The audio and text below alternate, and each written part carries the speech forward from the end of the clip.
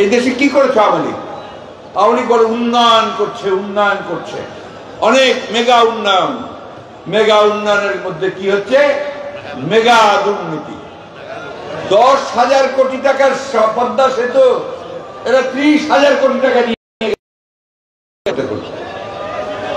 আপনার কর্ণফুলী টানেল একই অবস্থা।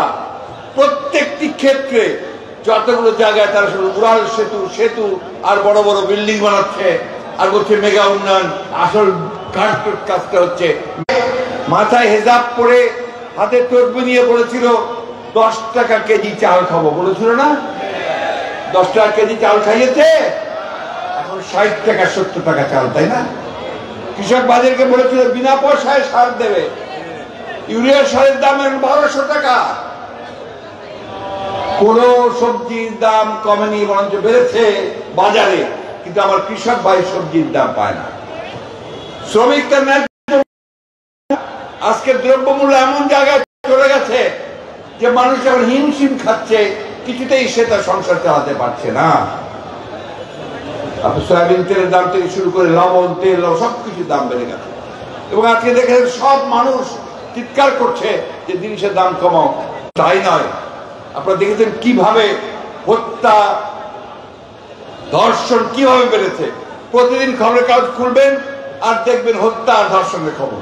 অর্থাৎ আইন শৃঙ্খলা পরিস্থিতি চরম অবনতি হয়ে গেছে। প্রকাশ্যে এই রাত্রি 9টার মধ্যে সব লোকের মধ্যেই আপনার গুলি করে কমিশনারের হাজবেন্ডকে মেরে দিচ্ছে প্রকাশ্যে, এবং তাতে একটা নিরীহ সাধারণ মেয়েও মারা গেছে সেখানে, ছাত্রী। প্রত্যেক দিন অহরহ এই দুর্ঘটনাগুলো ঘটছে। যে সরকার আইন শৃঙ্খলা রক্ষা করতে সম্পূর্ণ ব্যর্থ হয়ে গেছে। কারণ কি? যে যাদের কিন্তু আইন শৃঙ্খলা রক্ষা করবে পুলিশ, তারা তো ব্যস্ত রাজনীতি করতে।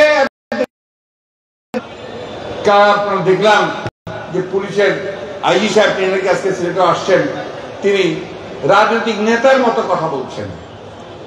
আর কমিশনার সাহেব কিন্তু শিষ্টাচার পর্যন্ত জানেন না। তার শিক্ষা কোথায়, কোন শিক্ষায় তিনি শিক্ষিত হয়েছেন? আমরা একটা বড় লড়াইয়ের মধ্যে আছি।